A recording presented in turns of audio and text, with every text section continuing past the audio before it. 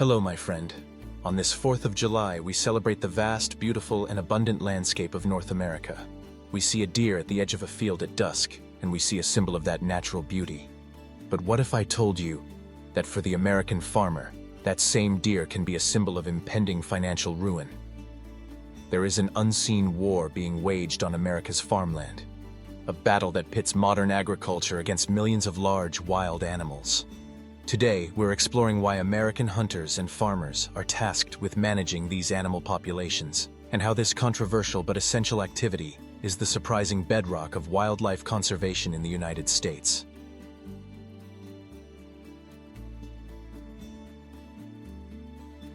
First, let's talk about the white-tailed deer. A century ago, their populations were decimated. Today, thanks to conservation efforts and changes in the landscape, there are over 30 million of them.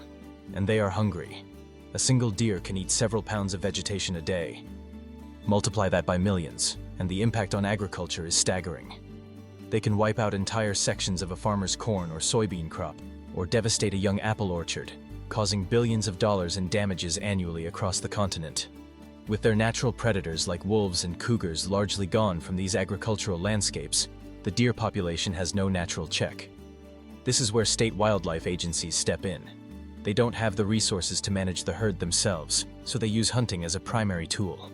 Through strictly regulated seasons, bag limits, and tag systems, they allow licensed hunters to perform the crucial task of population control, keeping the herd in balance with the habitat and protecting our food supply.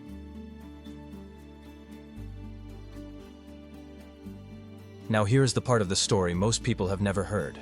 In the United States, hunting is not just a management tool. It is the primary funding engine for wildlife conservation.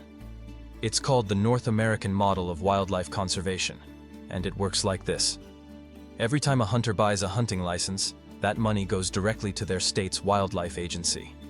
Furthermore, under a law called the Pittman-Robertson Act, there is an 11% federal excise tax on all firearms, ammunition, and archery equipment.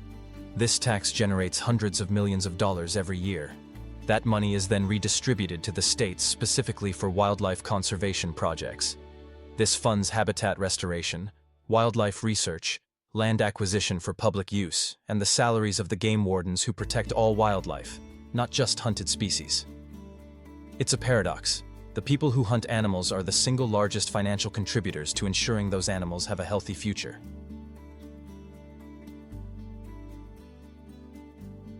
But not all wildlife problems are about managing native species. America is facing an invasion.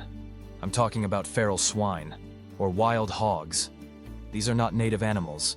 They are a destructive mix of escaped domestic pigs and Eurasian wild boar, first introduced centuries ago. And they are an ecological bomb. A single sow can produce 2 litters a year with up to a dozen piglets each, leading to an explosive population growth. They are incredibly intelligent and destructive. Their rooting behavior, like a plow, destroys pastures and crops, causes erosion, and contaminates waterways. They prey on native wildlife like fawns and ground-nesting birds. It's estimated they cause over $2.5 billion in damages in the US every single year. The effort to control them is not a sport. It's a desperate war to protect both agriculture and the native ecosystem, involving intensive trapping and hunting, sometimes even from helicopters in states like Texas. For the American farmer, this is not a theoretical problem. It's a daily reality. Imagine spending months and thousands of dollars planting a crop, only to have a herd of deer or a sounder of hogs move through overnight and destroy a significant portion of it. The financial loss can be devastating. This is why many farmers have a close, symbiotic relationship with hunters. They will often lease their land to hunting groups or grant permission to responsible individuals to hunt on their property. The hunters get access to land, and in return, the farmer gets help managing the destructive wildlife populations. It's a practical, on-the-ground partnership that is essential for the economic viability of many American farms.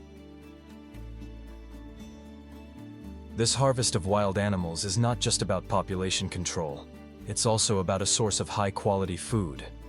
Each year, millions of pounds of venison and wild pork are sustainably harvested by hunters. This provides a natural, organic, free-range source of meat for millions of families. This field-to-table movement is a cornerstone of a self-sufficient lifestyle for many rural North Americans. It connects them directly to their food source and the land itself. In a world where most of our meat comes from industrial farms, this provides a deeply personal and traditional alternative, ensuring that the animals harvested in this management process are fully utilized and respected.